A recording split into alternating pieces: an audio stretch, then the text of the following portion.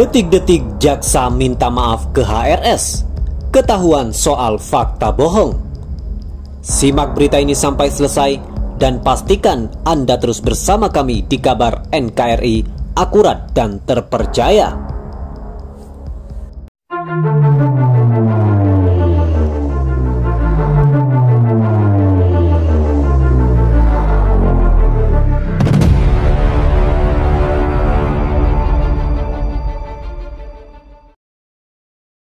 Baiklah, yang B ini yang paling fatal majelis hakim. Saya akan bacakan pelan-pelan karena ini fatal sekali. Fatal sekali. Ini bukan sekedar kesalahan biasa, tapi saya akan buktikan.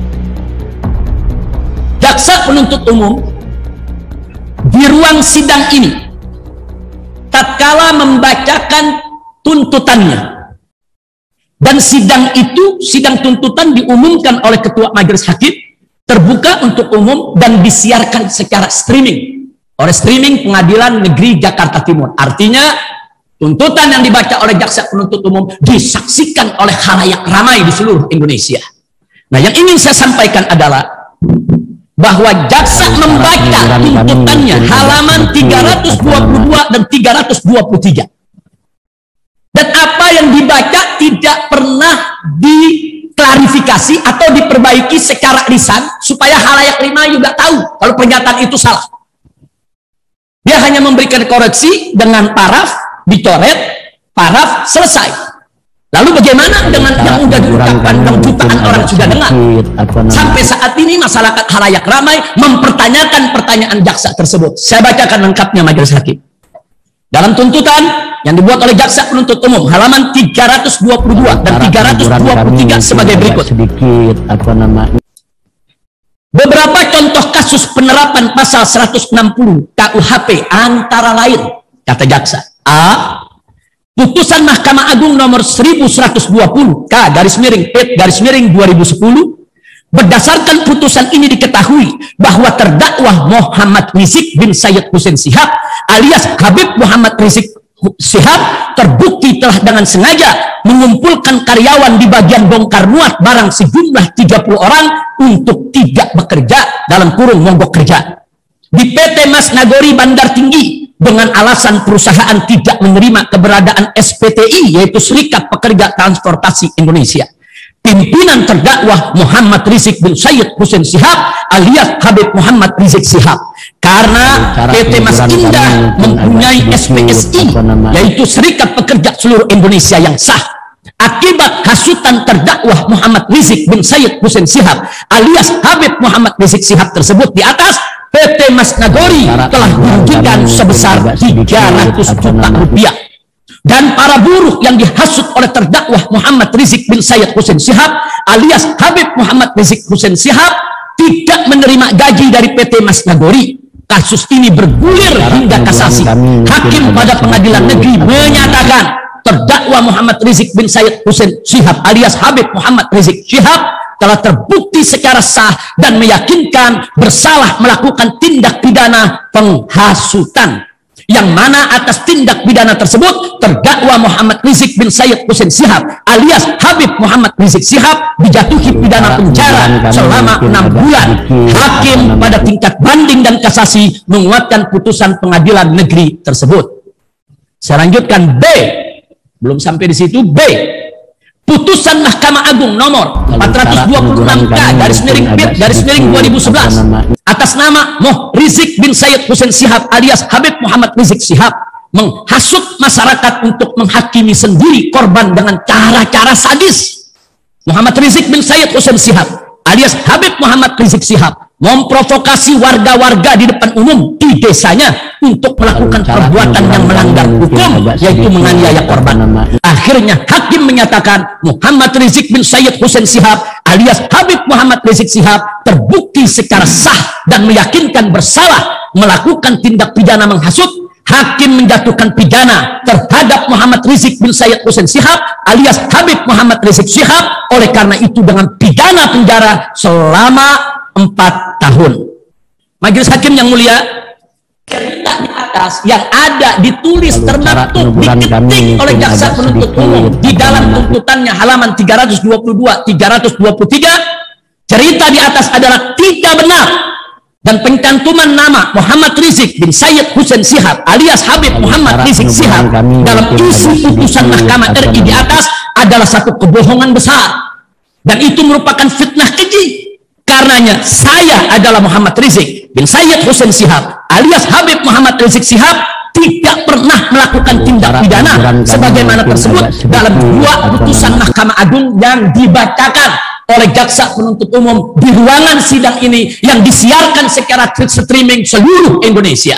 Dan itu belum diklarifikasi oleh jaksa penuntut umum secara nasional. Jaksa penuntut umum hanya menyerahkan tuntutan, dia hanya coret nama Rizik, kemudian dia paraf tanpa kata-kata. Tidak ada diminta maaf, ini salah ketik, ini tipe, ini salah copy paste. Tidak ada pesan begitu. Saya tidak tahu kalau jaksa penuntut umum apakah mengatakan itu kepada hakim, tapi kepada saya, kepada para penasihat hukum, tidak ada satu kata pun klarifikasi daripada jaksa penuntut umum. Jadi sekali lagi, di sini ini sangat berbahaya sekali karena jutaan orang dengar. Orang yang salah dengar nih Habib Rizik melakukan kesadisan, ini penjahat bagaimana? Bahkan saya ingat betul pada saat itu dibacakan, tadinya saya ingin interupsi, tapi saya ragu. Apakah lagi mengandaian? Mungkin lagi mengandai-ngandai. Kadang-kadang kan ada mengandai-ngandai. Bahkan saya sempat pandang-pandangan dengan panitera. Saya ragu nih kok ada nama saya disebutkan. Nah, tapi ternyata begitu saya buka daripada tuntutannya, betul nama saya memang dicantumkan dan sudah saya bacakan tadi.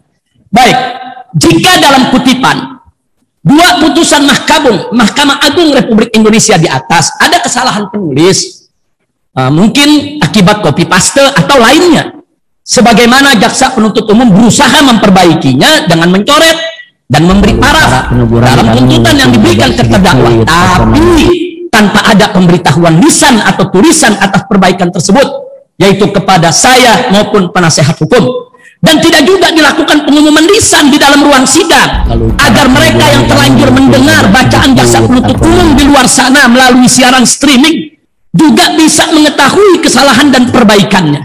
Maka terdakwa menganggap ini adalah penyebaran berita bohong yang bisa menimbulkan keonaran karena terdakwa maupun pengikut terdakwa tidak akan terima, dan ini bisa berpotensi menimbulkan marah besar umat. Sekaligus ini merupakan penyebaran hoax lewat ITE dan juga fitnah yang menyamarkan nama baik terdakwa. Parahnya itu dilakukan dalam forum sidang terhormat di depan majelis hakim yang mulia. Karenanya majelis hakim yang mulia, terdakwa meminta dengan hormat kepada jaksa penuntut umum untuk meminta maaf dan mengumumkan secara terbuka lewat video streaming ini kesalahan fatal tersebut dan perbaikannya di dalam ruang sini ini juga, agar publik baik yang ada dalam ruang sidang maupun yang di luar yang mengikuti siaran streaming menjadi tahu ada kesalahan tipe, ada kesalahan copy paste, dan tahu juga tentang perbaikannya. Kita tidak minta banyak. Kalau jaksa penuntut umum cukup satu kata minta maaf, kami akan berlapang dada untuk memaafkannya. Semoga Allah Subhanahu wa Ta'ala memaafkan semua kehilafan dan kesalahan kita. Tapi tetap harus ada klarifikasi. Namun, jika jaksa penuntut umum enggan meminta maaf dan enggan memperbaiki kesalahan tersebut, maka saya akan kuasakan kepada tim penasehat hukum saya untuk membuat laporan dan memproses hukum bahwa para jaksa penuntut umum dengan dugaan pelanggaran pidana penyiaran kebohongan dengan sengaja yang menimbulkan keonaran dan dugaan pidana pelanggaran penyebaran hoax lewat ITE serta dugaan pelanggaran pidana pencemaran nama baik berupa fitnah keji sekaligus dugaan pelanggaran pidana menghasut orang lain agar supaya marah setelah mendengar perilaku saya yang digambarkan oleh jaksa penuntut umum sangat keji dan sadis. Ini saya nilai sebagai hasutan supaya orang benci kepada saya digambarkan sesadis itu. Jadi sekali lagi, masalah ini kami serahkan kepada majelis hakim yang mulia. Kami tidak ingin ini diperpanjang. Kalau jaksa penuntut umum mengklarifikasi pernyataan tersebut, kami sangat memaklumi itu kesalahan tipe, itu kesalahan copy paste. Tapi masyarakat di luar yang nonton streaming harus tahu kalau itu ada kesalahan, karena itu belum diklarifikasi. Oleh karena kekeliruan pengetikan dimaksud atas nama tim yang menyidangkan ini tidak terlepas sebagaimana terdakwa membacakan, ada renvoy dan ada pengetikan juga tidak perlu kami memperbesar apalagi mengetik, tapi atas kekeliruan pengetikan khusus yang halaman 322 itu atas nama kejaksaan, tim penuntut umum kami minta maaf. Lalu mudah-mudahan saudara terdakwa Muhammad Rizik memaafkan atas kekeliruan pengetikan itu, dan selebihnya tidak ada lagi keliru karena memang contoh sebelumnya ada. Kalau saat pengetikan tersebut tidak merubah fakta kesalahan atas perbuatan pidana yang dilakukan oleh terdakwa. Pertama-tama kami sampaikan apresiasi, terima kasih kepada seluruh tim jaksa penuntut umum yang telah melakukan klarifikasi sekaligus perbaikan. Lalu cara peneguran kami mungkin agak sedikit cara peneguran kami mungkin agak sedikit terlalu semangat, tapi klarifikasi tadi sangat penting sekali tim jaksa penuntut umum, karena kita disaksikan oleh banyak halayak kami dalam agak sedikit. Mudah-mudahan dengan klarifikasi tadi sudah clear semua, kita saling memaafkan. Sekali lagi kami ucapkan terima kasih, semoga Allah memaafkan kita semua.